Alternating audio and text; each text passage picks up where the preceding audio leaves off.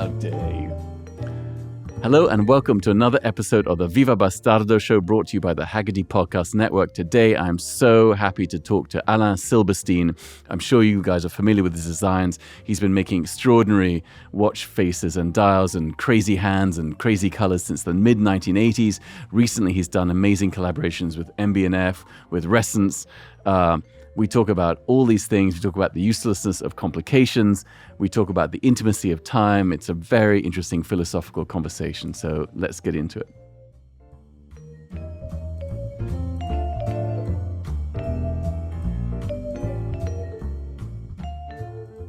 No problem. That's perfect. Where are you living, Alain?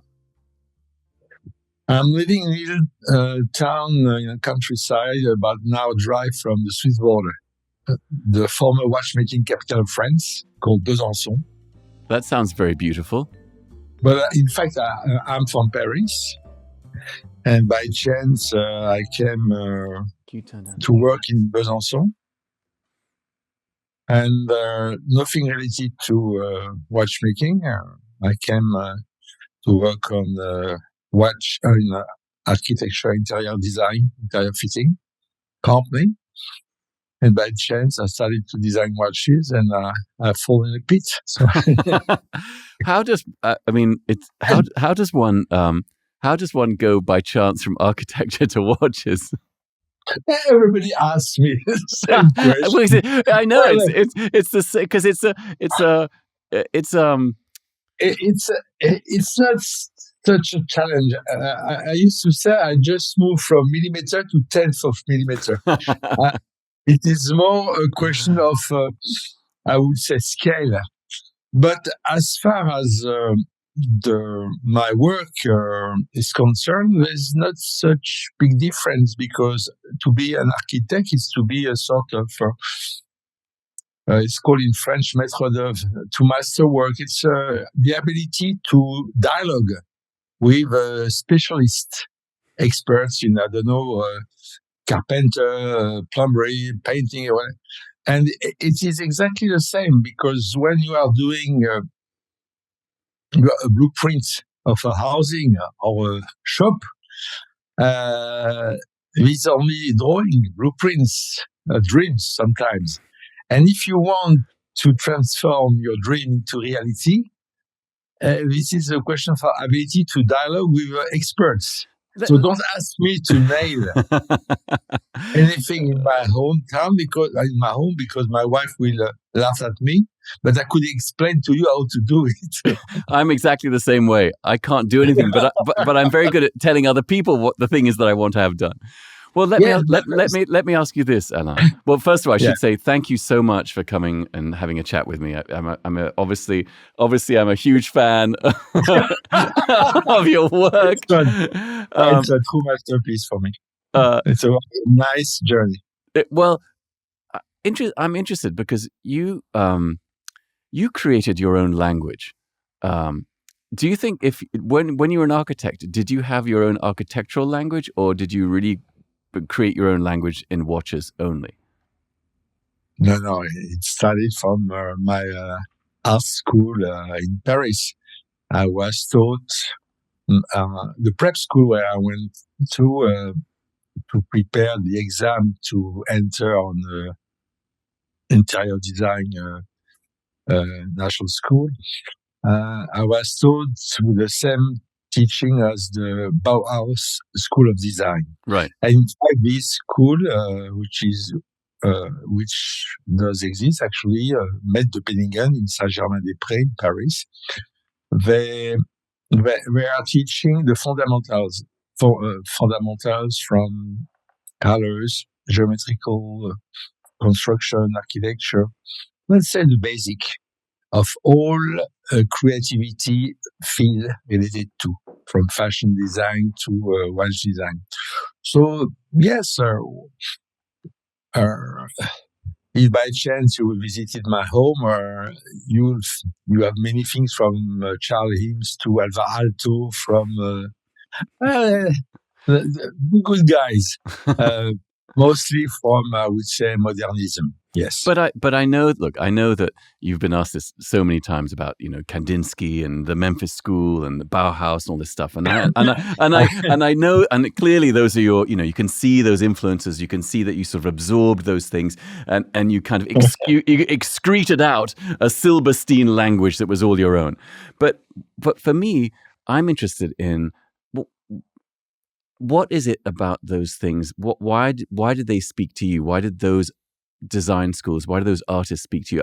As an artist, I can tell you that, for instance, I admire Picasso obviously for his skill, but also I admire him for the way in which he was so fearless in leaving things behind, right? He would do something for a cubism or whatever it was. He would do that and then he would abandon it and he'd do this other thing. And he was so fearless in doing that. Or I like Maurizio Cattelan because he's this incredible, like, conceptual, I don't know, anarchist. And so what is it about, like, why did the Memphis School, why did Kandinsky, why did Bauhaus, what is it In fact, through interviews, I was obliged to name a few. And so you always just chose those? No. Well, it's sometimes difficult to explain why. Let's say one major designer influenced me, Dieter Rams. Yeah. Why? Because Mr. Rams, a part of his 10 commandments of good design, I was always amazed about his creation of brown products. And it's not, let's say, colors, shape, moves me. Don't ask me why. So if I have to give you another key to understand what I'm doing, each time I'm designing a watch, whatever product I could do, even interior fitting, it's a sort of quest for harmony. Harmony, you never know. You see, the most difficult thing for a painter or sculptor is to know when his work is finished. I know. When do you stop? The over creation is the worst. It's, you never danger. You don't want to overcook your design. Exactly. Well, as a French, we could speak about cooking, yes, but this is true. And this elusive quest for the perfect harmony. You see, I will give you an example. When you are assisting to symphonic orchestra rehearsals, the very first rehearsals, it's catastrophic. For the rehearsals. Rehearsals. Yes. I'm sorry for my accent. No, of course not. No, but and at a certain moment, after 2-3 days of rehearsals, the harmony is there, and you're listening to music. So this is a quest for harmony. What is harmony in good design? As far as my feeling is concerned, is which are the good colors, finishing, because color without finishing, that doesn't mean nothing. Materials, balance of design. It's at a certain moment, I think it's okay. Yeah, let's just go back to the Dieter Rams, because it's interesting, because Dieter Rams and Braun, he was a master of restraint, and you are the master of not restraint. But the thing but the connection that you two have is, as you say, everything in a Braun product that he designed there was always an extraordinary balance. There was just enough, but not too much. And that's the same in what you do. Like, you have these explosions, like these things that you designed. They are both restrained but explosive simultaneously.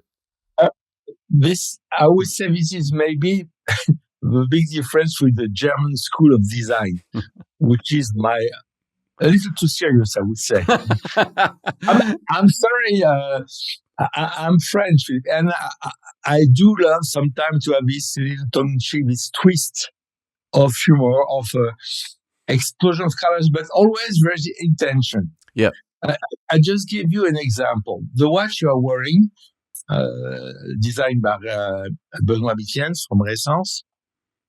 For years, I was eager to design a watch with this movement. Why? Because this is a perfect symbol of the passing of time with a rotating dial. Yeah. And after the skull. But you see, to think about how to render 18th or 17th century painting to a contemporary watch was not a challenge. It was my vision. But sometimes, you see, a watch has to tell a story. It's just to give you an example. It's impossible for me to create a watch without naming it before. So it's like it's almost like, that's interesting, Alain. It's like you're writing each watch. Do you think each watch is a sort of a short story? Yes, my dream would be to ask all my watches to send me a little short video movie, because they are witnessing the time of so many people from the past 25 years. That's amazing. And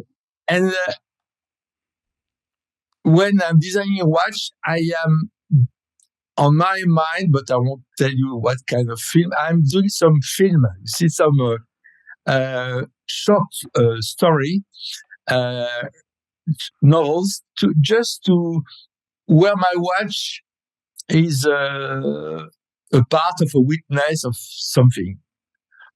Mostly romance, because I'm French. So that's one of my first book, because at that time people asked me to make some statements when I studied on the 80s, and instead to make a catalog, I decided to write a book, and I chose a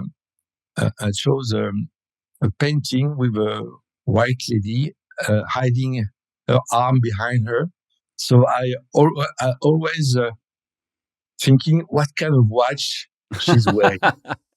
Sorry, hang on. I should say, we should interrupt and just before we just jump right into a fascinating intellectual discussion. But I should some time now. No. I just want people to understand who you are briefly. But But Alain, you've been making watches since the mid '80s.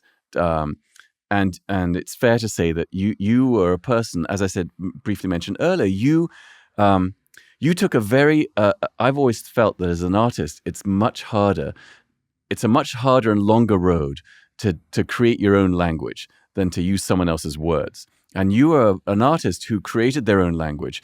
And it's been you've been at it for 30 years, more or less, right? With this language that you've created. Am I right? Yes, I started in the mid '80s, but I would say that yes. Let's talk about this language. It takes time to have his own vision. I don't like the term style, because sometimes some people may ask me to make this Silberstein-like watch, and I'm sorry, I'm not doing. I think it's easy. You just have to put some blue, red, and yellow colors, and that's it. But I'll give you two examples of my creation. One is the one you are wearing, Ressence, which is a true Silberstein style, and another one I did years ago for Romain Jérôme, the Subcraft, where it was a fluid design. It was my challenge not to use geometrical shape, straight lines, only curved line. It was a nightmare for me, but in fact, I took inspiration about fish. But this Subcraft, or the Ressence watch you're wearing, it's also my ability as an artist to explore. You were mentioning Picasso, and you're right, to explore new territories of creation. And as far as watchmaking concerned, new movements, new techniques. I will always remember when I was commissioned to create an art collection for China in 2000, and I had to discover the art of enameling, thanks to Mr. Michel Vermeau, who taught me everything. So what I would say that the reason why I decided to jump and to close my architecture studio and opening my own watch factory when I was 40 years old, I discovered that in watchmaking fields, there were at that time, even now, so many things to discover, to experiment, and also to dialogue with people for so many different, I would say, culture and civilization. I was educated in scouting. I'm still volunteering in scouting, and scouting as in Boy Scouts. Yeah, Boy Scouts. Yeah. Yes, the real one. and when I was younger, I discovered, and still now helping a young volunteer in scouting, in a very cool world, fraternity and empathy with others. And this is something which I was eager to find in my profession and now while doing interior architecture in France. And still, watchmaking is open to the world. So watchmaking is so interesting that so you find that watchmaking it opens windows and doors to vistas, to landscapes that you might never have considered, to people that you might never meet. Is that what you're saying? That it's kind of this? That's a beautiful and lovely thing to say, Alain. It's very romantic. I mean, you know what? One of the things I wanted to say about the language you've designed that's so, particularly for watches, that's so different, as you said, is it's very tongue in cheek. There's beauty, there's surprise, there's romance. It's also quite eccentric. And I think my mother my mother was French, so I grew up in London and Casablanca and spent a lot of time in Paris. And so I lived in Paris for a while, and I have a very soft spot for France. But one of the things I think that people don't know about the French is I think they're quite eccentric. Like you look at, for instance, Citroën as a brand, and it's the most gloriously eccentric brand. Thank you for quoting the French as eccentric, because sometimes it's only a label for English people. That's right. That's so true. It's so true. We are completely eccentric. Yeah. But sometimes we don't share this eccentricity with others. Right. Since the English do very well. Well, you're right. The English have kind of tried to seize on as a monopoly, but French. They know how to export their eccentricity. But French eccentricity manifests itself, I think, in a much more interesting way.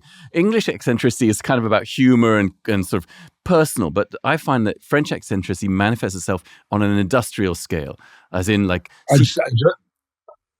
cars or your watches or things that you make as a culture, which is interesting. I fully agree with you, because you could name another field of creation, which is haute couture, high fashion. Yeah. And I was always amazed to see how many talented fashion designers from all over the world used to be working in French or American companies, and no designer were commissioned to work in watchmaking. And the big difference for me is that now it's over since 2000, year 2000 now, we have our place. But even now, some people, they don't understand. You see, look about the market as it is now. There is so much lack of creation. Everybody is going back to the past, a revival from the 50s, from the 60s.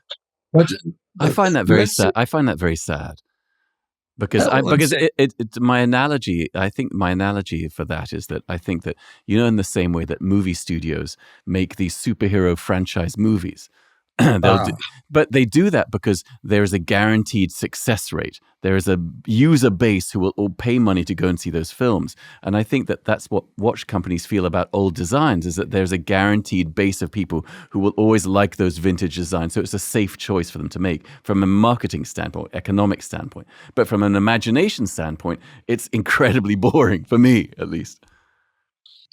Let's say when you are looking about the watch created on the 70s, early 70s, there was an explosion of style, design, materials, and everything disappeared with the quartz revolution on the early 80s. But since actually, just to come back to the richness of watchmaking and the ability to meet and dialogue with people. When I had my company, my people were always afraid when I was going to a goodwill tour, when I'll be back, because they knew I would change something about my final design, I would say. Bracket. Why? Because I think good design is the ability to dialogue not only with specialists in watchmaking, with also would-be customers, fans, and collectors. And now I would name them my community to be more fashionable. And these people did my success. I will always remember the first year when I exhibited at the Basel Fair. The lonely place they found for me. This was 1987? 87. 87. In 87, yes, because in 86 there was no place. Can I just interrupt for a second, just talk about something you said, which is very unusual for artists to say. And I've had a similar experience because when I talk to fellow artists, when I'm working on an idea, I always talk to everyone about it. Because I always feel like sometimes people will say stuff, like even like a guy in the elevator, you're talking to him, he'll just say something. Random people will say something, and that might make the idea better. And I feel like you're this kind of person. You're a person who's so open to the possibility that anyone can say something that will improve your idea. This is definitely the best way to, I don't know if it's the right word, to enrich my creation. There is no, I hate this image of the lonely creator or designer with drawing table. That doesn't exist. Sure. I tell you, I prefer to go for a 2 months goodwill tour all over Asia to introduce my drawings. And when I will come back, the creation will be okay, but not before. Right. And for me, it's amazing today with all the internet and the ability to share images, even 3D animation through internet, because at that time I used to make some bespoke creation for Japan. I have to send them by FedEx, then to wait about 3 to 4 days, then to have a telex answer. What's a telex? Many people will ask you. It's like a fax, but different. Yeah, exactly. You have some comments and then back some correction. So today it's instant. But in fact, I'll give you some hint. I'm creating very fast. Why? Because if I have the story, the creation will follow very quickly. And then my wife say, wait. And sometimes, no, always, she's right, because it takes time to mature. So by waiting, a couple of things. One is, do you work on several ideas at once? And then do you work on those ideas and then you leave one and you come back to it a week or two later and you say, oh, I can't believe I didn't do this or didn't do that. Is that sort of how it works for you? Or it's one of my major problems, because in my field, people who are commissioning me are expecting many different versions, different drawings. I'm sorry, I'm doing only one. Because I'm sure about the choice I've made. Right. So if I would say now it's a sort of combination of knowledge about the market, knowledge about the people, experience, and when I have the brief of any customers, very quickly I have the idea. Don't ask me why. And the problem sometimes the contract is not even signed, but the creation is already done.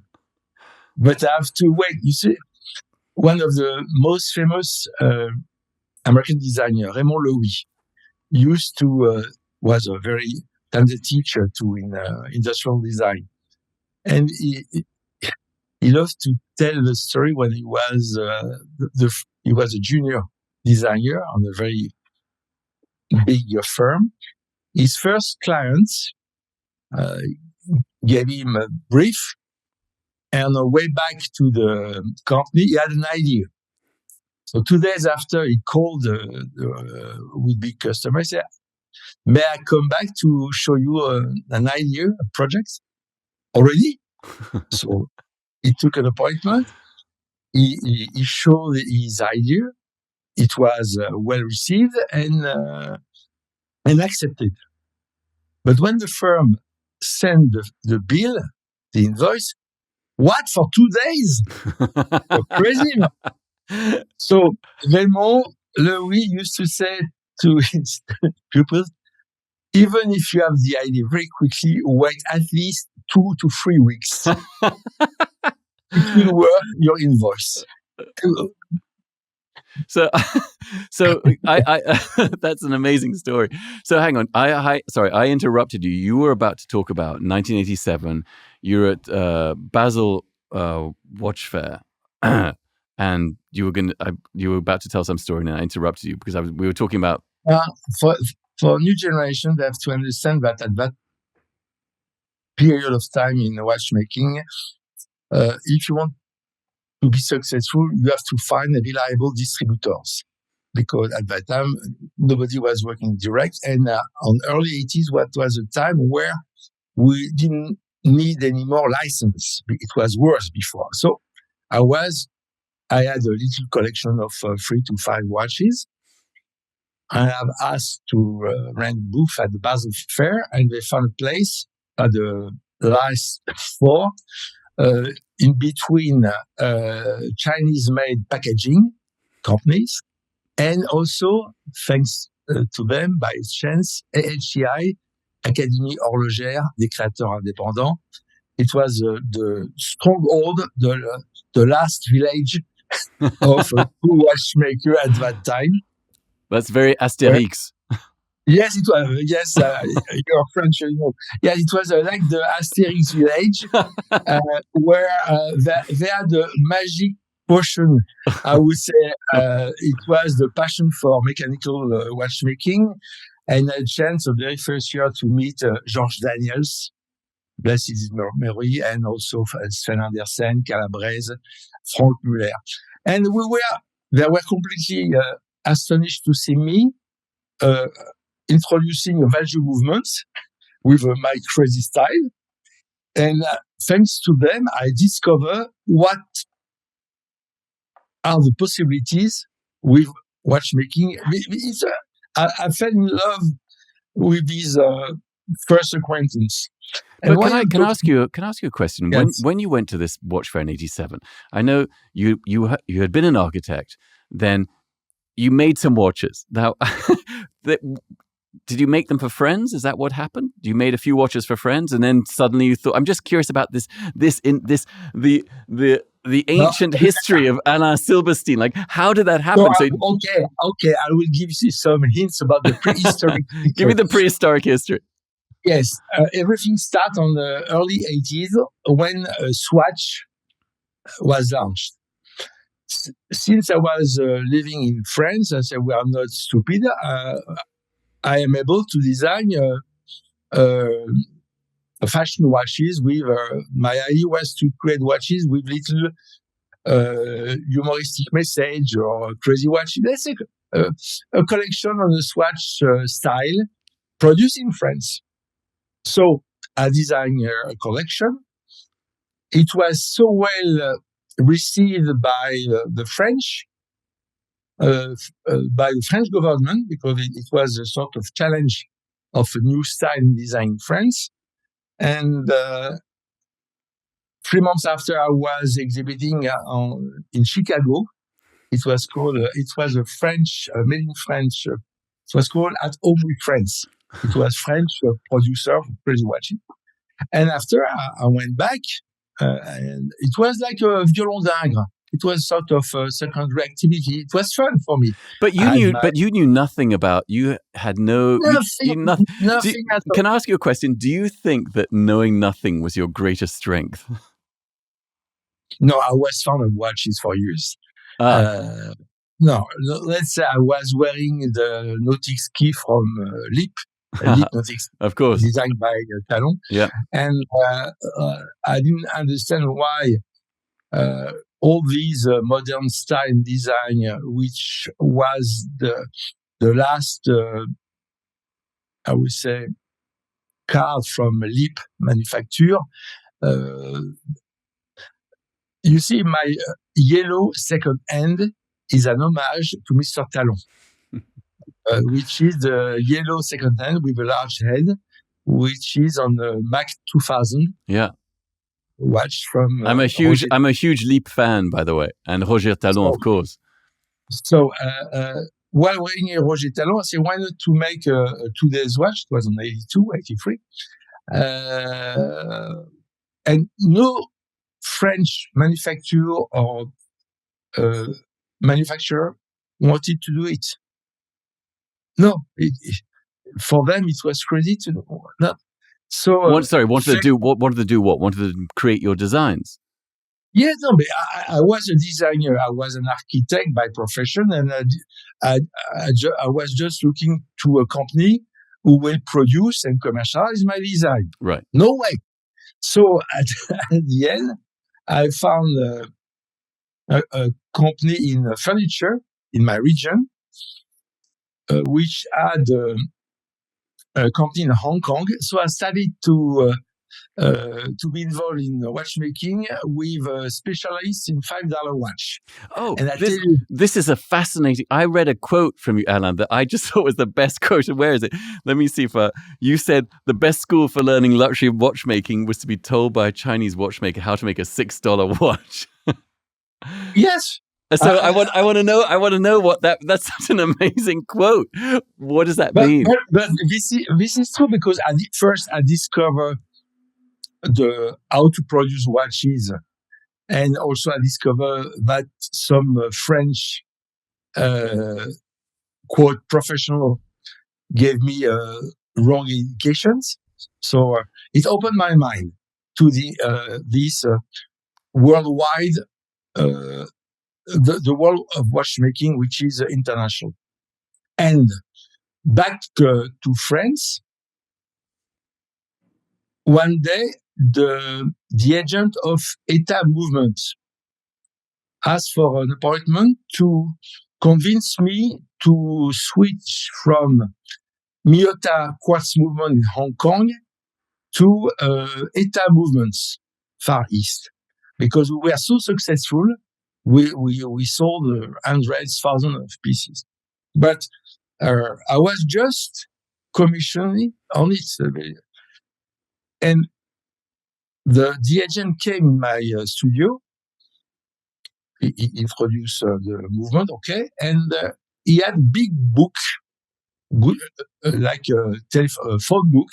I said, what is it? You are designing so crazy watch.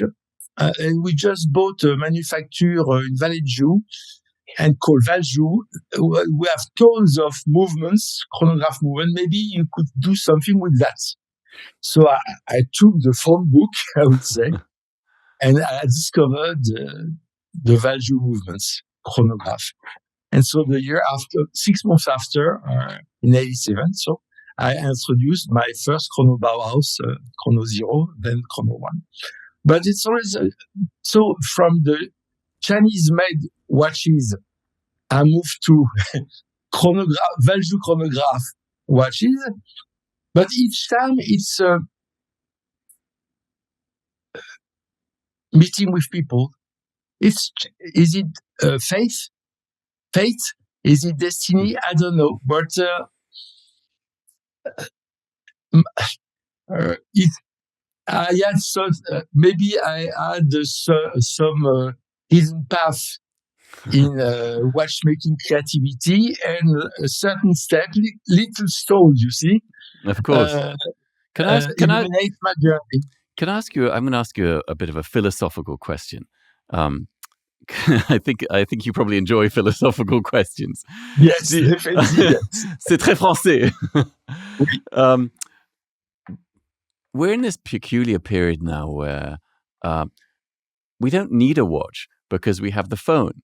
Everyone has, and so in a way, the watch has been relieved of this burden to be this important thing that tells us the time. Even though, do you think that has changed in some weird, unforeseen way how you design a watch, because there's no pressure for it to do what it's supposed to do anymore? Or is that a ridiculous question? Not at all, but I have to dive deep in philosophy now with you. Well, look, I'm happy to hear. I'm happy. Very, very simple. And I never change my way of working. I would say that from all product design, watches are the only which measures something very intimate and personal. It's your own time. So it's not a timekeeper watch.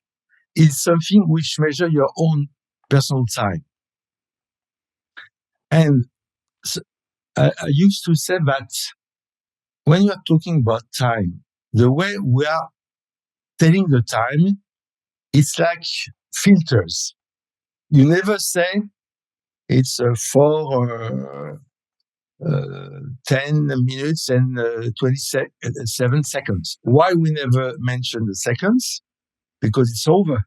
The time to say it, it's already past. Right. Second, in all languages, the way to express time is approximate. It's a sort of approximation. It's almost 10. It's almost half. We want to master our time. And the way to master our time is to tell it on the wrong way. We are not telling what we are reading. Never. So why don't you design a watch that tells approximate time? Because this is the witness of your time. I'll give you an example. In many cultures, from Europe to America or Japan, when a boy or girl is reaching his adulthood, there is a nice and gentle tradition to offer the father sometimes will offer a watch. What does it mean? When you're a child, you are living under the time zone of your parents. Right. Sure. So you could wear whatever you want. But what means to be an adult? That means now parents say, okay, now you live under your own time zone. Right. So the best I could do is to offer you the first, I would say, timekeeper of your time zone. And this is why when I'm talking about telling stories about watches, it's because it's intergenerational, and everybody used to have memories about his first watch. It's like first love sometimes. And I'm always amazed because now I'm reaching the third generation of customers or friends in watchmaking. And to receive a nice, gentle email stating I receive from my grandfather heritage, one of your watch, how to be serviced. The mechanical watches will last. And related to what you mentioned about digital product which tell times, iPhone or whatever, a computer. watches will remain as a sole timekeeper, which will last in memories of families. After, it's a question of each person may have other relationship with this passing of time. But for me, I'm happy to be able to offer to my granddaughters for their bar mitzvah a watch. For me, I did my job, both as a grandfather and a watchmaker or watchmaking designer. Now, this is true for me. The relation to the passing of time is something very serious, and this is why maybe I'm very serious in my design for watchmaking because I know it will last. So it's not a question of fashion. I have these fashion watches. It's not a question of consumerism. I don't care about style, marketing. I'm trying to be as sincere as possible in my creation to give the best rendering what in depth I'm feeling about this little weakness of your time. It's a really beautiful thing when you talk about the idea of lasting. And you know what? Weirdly, it reminds me of Alain.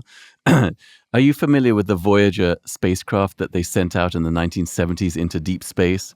Do you know what I'm talking about? And the Voyager spacecraft have these messages. With the record. Yeah, exactly. A gold record, and it had all these messages from humanity and pictographs and all this stuff. And in a way, what you're doing is you're creating these little Alain Silbersteins that you send out into the universe, and they will continue their voyage and they will last beyond you, and they will travel beyond where you would imagine they would go. So they're these little bits of you that you send out into the universe because they are your language, your ideas, your thoughts in a dial design. So there's something kind of beautiful about that. And this is why I have to be very serious about quality. Yeah. Because if you are working on things which may last, you have to work on it. And one of my biggest challenge today is I hope on a year to come to find a way to service my watch, because when I closed my company, was 12 years ago, I sold all my spare parts to my service center worldwide. So in Japan, Singapore, America, still there, and also in Germany for Europe. And after 10 years, some customers are requesting some spare parts. Just to give you an example, last year, I relaunched the production of rubber straps for my Japanese community, because this is something which has to be replaced after some years. And also but servicing watches, let's say for my spaceships to get your, I love that. Yes, this is like spaceship, but sometimes you need to refuel. That's right. You need to have some servicing. And I think the future, and thanks to the chance of CPO certified pre-owned watches today, yes, I have to take care of my watches. I don't want that other people will take care. I hope to be able to organize that. And for me, this is a way to go farther than in the universe. Let me ask you this, yes. Alain. You had a period of great success in the late 80s and the 90s. And then there was this period for a while, I suppose, of quietness for you. And a lot of artists go through that. A lot of artists, I've noticed, it's interesting that they will have, and they will have these periods of success, and then they will almost vanish from the landscape, and then they suddenly emerge again and it seems like from an outsider's perspective, suddenly you are doing these extraordinary collaborations, and your language is even more vital, even better than it was, say, in the 20 years ago. What happened? What was the, Renaissance, Bell and Ross, Louis? I can't pronounce it. How do you say it? Yeah, I mean, and they're all, and they're so. I love the way these collaborations they seem to make your work better. I'm not sure, but what is it what was the change? What happened that suddenly made people see you again, do you think? Let's say I went through very sad years on 2008, 10, until the closure of my company, which went on Chapter 11 in 2012, because they didn't find investor, because I had everything except fuel, money. Right. Because for me, the future was to invest in bespoke movements. I was a little fed up just to use standard movement from the 50s and 60s with additional plates, so-called exclusive complication. And to close a company after 25 years, it's always difficult. I imagine. And I had some health issues because my body sent me the invoice after.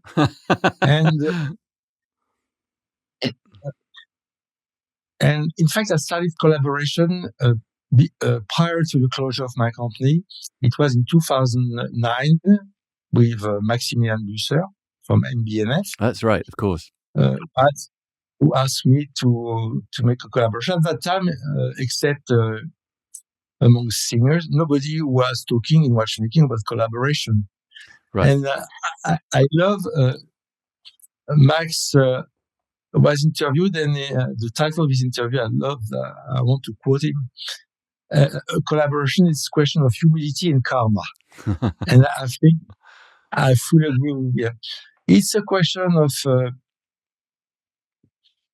you couldn't imagine how rich is a collaboration with somebody you admire, and to discover his way of working, his team. It's MBNF. It was easy because it's Maximilian Büsser and friends. Yep. And a chance to become a friend of his wonderful family. And things started like that. And I fully agree with you, during some years, I didn't do anything except designing many watches, because each time I saw an amazing movement coming in, I was redesigning the watch, the dial design, even Rolex or Patek, because I said, what? You see, they are spending a lot of money in movements, but sometimes the creation as far as dial design and casing is concerned, little weak, I would say. That's very diplomatic. But, yes. And by chance, Manuel Hemsch, as he was at the time CEO from Romain Jérôme, he commissioned me for we did a collaboration of the commission. We did a collaboration with the Subcraft, and after I did for Maximilien again, it was fun. And step by step, and at the end, Manuel Hemsch again in 2019. Everything started again for me in 2019 when Manuel Hemsch asked me, as new CEO from Louis Erard, to make a sort of commando-like campaign to save this company with a crazy design of my style, but just dial hands, because they have no money to make a special case. So we did it, and it was an amazing success. I love that watch, and I think everything about that watch. That I've been looking at all those ones. The case is. I think the case is actually extraordinary. I love the strap, which I feel that people never really pay attention to, is really cool. It's such a successful design. You mentioned the second year, because the money they earned with the first series. Yeah. Gave them the ability to give me a carte blanche. The monopoussoir. Okay. Monopoussoir. I love that watch. But you see, when I was talking about, you were referring to the straps. I said, I'm sorry, gentlemen, when I'm looking about the amazing creativity in a strap design from Apple Watches. We are far behind them. So let's do something easy, because this strap, I designed it in the 80s with my first watch, the buckle system. Yeah. I say now we have new materials where you don't need Velcro and everything. Do it. But sometimes people, they don't understand. And for me, a watch is also a strap. So explain for me why I was talking about the weakest components about Alain, listen, man, I am so happy you're talking about this, because this is such a thing for me, because people. But the strap is a key issue. It's a wristwatch. Yeah, but you see, this makes me crazy, because I see this all the time. I'm a huge fan. I'm a big collector of 70s Patek watches, because I feel like in the 70s they were considering the strap equally as important, if not more important sometimes, than the dial and the case design itself. And they're extraordinary. I feel like people spend all this money now, all these independent watch brands have these crazy dials and cases, and then the strap is always an alligator strap black, and I don't understand that. Just to give you an example related to ergonomy, many people used to need two sides because their wrist used to, depending on the health or humid climate, they used to they need flexibility. Yeah. And actually it's not possible. It's like you have a sort of des menottes. How do you say in English? En français, c'est quoi en français? Des menottes. Oh, handcuffs. Handcuffs. Yeah. I don't want to be handcuffs with a alligator and a normal buckle. So you are referring to Patek. On the 70s, even Rolex and other brands, they try to find a way to have half size or flexibility to give some comfort in wearability. And actually, I used to say that for me, too many people used to speak about the watch design and not the wearability. When you are doing a car test, you are talking about the comfort, the chair, but very few are talking about the wearability, the comfort of the wearability, and the readability. Two examples. I will always remember it was on late 80s. IWC launched his Engineer 2. I look on photos, on magazine at that time, there was no internet. And I went to the IWC booth to test the watch, because I had the feeling that it was a steel case and strap. And when I put on my wrist, it was a masterpiece of wearability. Sometimes, and when this is some months ago, I was with my friend who introduced us from Bulgaria. And Fabrizio. Fabrizio. Yes. And the first thing we did, I have a picture, he tried my watch and I tried his. And the ultra flat Bulgari watch is amazing piece of wearability. Comfort and wearability is important, as equal as readability. I hate this fashion to get rid of dial just to see some standard mechanical. Who cares about it's like to it's so interesting you say that, Alain, because it's so interesting because I find I feel like in particularly in independent watchmaking, everything seems to be 3 or 4 floating subdials, exposed, skeletonized movement, and they all seem to look like that now, and I think they're kind of interesting, but it's not all. My friend Denis Flageolet know how to, because some master watchmaker know how to make watches. Not all. Right. I would say there's a big difference between movement makers and watchmakers. The ability to make a watch as a whole, like François Paul-Journe, for instance, or Denis Flageolet. But just to come back to this transparent style design, think about to purchase a transparent Ferrari, just to highlight the engine. Nice, right? Look about the engine. Who cares? I used to say, I belong to when I started to design mechanical watches, I was inspired. One of my master in mechanical watchmaker was Mr. Rüdiger Lang from Chrono Suisse. He was the name was Chrono Suisse, but his company was based in Munich, Germany. And he taught me everything about the tradition in watchmaking. And if I have to name somebody who really understood everything in the mid-80s, it was Mr. Lang. I'm not talking about Chrono Suisse today. I'm talking about at that moment. And he told me, now you have to make transparent back. I say, why?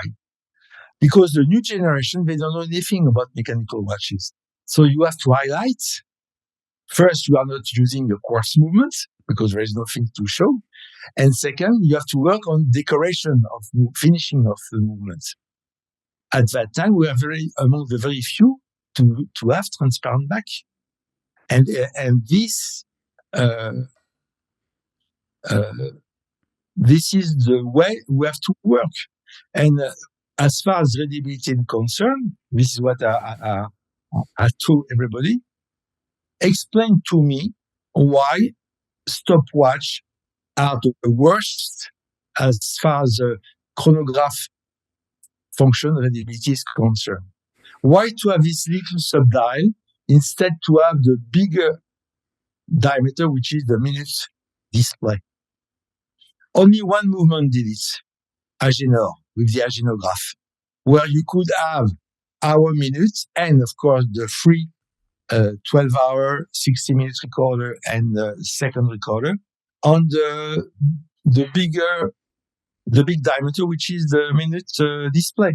Today, we are talking about Panda watch. Who cares about to have a 10 millimeter diameter subdial to read the minute in a second? This is a sports watch. Who cares? So what do you think? Do you think that whole? I mean, the whole idea of this makes me think. What do you think about complications? Like, for instance, chronographs. Like, does anyone ever? I have a bunch of chronograph watches. I've never used the chronograph watch for anything. 99% don't use the chronograph function except to cook eggs. Okay, so what would be? So let me ask you this then: what is a useful complication? Now, I give you one useful. First, to have a true collector's chronograph should have the minute recorder in the center, because it's a true professional or sports chronograph. Some are using no, but what would be a complication though for us because you talk a lot about how we live and the idea of this beautiful idea of the watch is kind of recording our own time. So what would be? Can you think of a chronograph? I won't give you all the inside. Let's say I will give you the brief of my future movement. But there is something for me which is very useful, and I have been testing it in America years ago, and the people were amazed.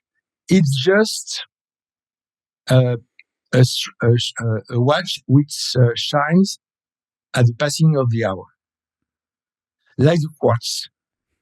You are in business meeting, you have discrete sound. Just remind you the hour. So no other function. The watch tells you nothing other than when the hour has passed. It would be interesting to me to think of a complication. I give you two things. If I have to produce a movement, it will have two complications. First, it will be a QP, a perpetual calendar, but only with the dates on the dial. Right. Because if you don't know in which month you are, or you've got bigger problems. Exactly. So I would say I want to have like a Rolex, hour angle, hour minute, running second, which is a proof that the movement is working and you won't miss your train or your plane, and the date, because sometimes you need to know in which day you are. Yes. So, and this, I would love to have like a Rolex watch, but with a perpetual calendar, plus a chime or a strike at the passing of time. And this is it. We don't need more. Explain to me, répétition minute was designed after the First World War for, unfortunately, blind people. It's just a toy for men or women. Right. Because you have to do something to hear something. I mean, look, I find conceptually the idea of thinking about what time means to us, really, all these, and then designing a watch around that. I had a terrible idea for, it would be a very depressing idea. It would be, all right, ready? This is my idea for a watch. I will give you this, Alain. I only require 5%. 5% of the profits is all I require. but the two... My idea, we have to talk first. Okay. So this is my idea: is you take the average lifespan of someone, and all the watch does is count down that average lifespan. So as you look at the watch, it's just it's counting down. So say, for instance, you have the average lifespan of a man, for instance, is 77 years. So you break that down into, say, minutes.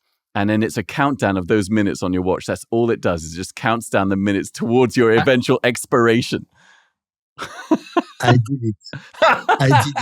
Bastardo! I did it, but I didn't commercialize it. I explained to you.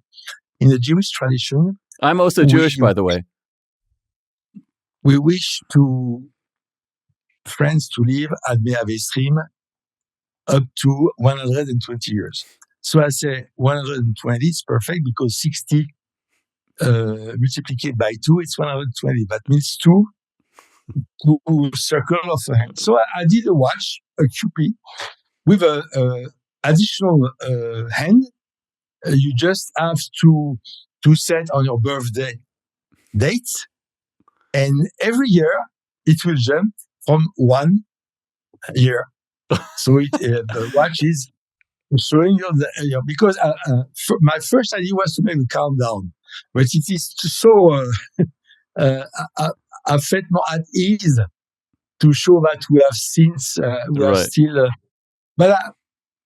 And the reason why I didn't commercialize this watch, which is on my catalog, by the way, is I didn't feel comfortable to do something very intimate. I prefer to give a tooling for measuring your time than to be involved more intimately to your age, your mortality. Exactly. Right. And I feel like I've taken up so much of your time, but I just want to say what a great honor and a joy it was to talk to you, man. And I'm so delighted and happy to be seeing all these extraordinary collaborations that you're doing. I'm so happy to see you in the light again. And I'm a huge fan. And honestly, thank you so much for talking to me. It was lovely. And we can talk later about my mortality, our shared mortality. No share. Anyway, thank you again, Alain. It was a real delight and an honor. Merci infiniment. Merci. À bientôt. À bientôt. Bastardo.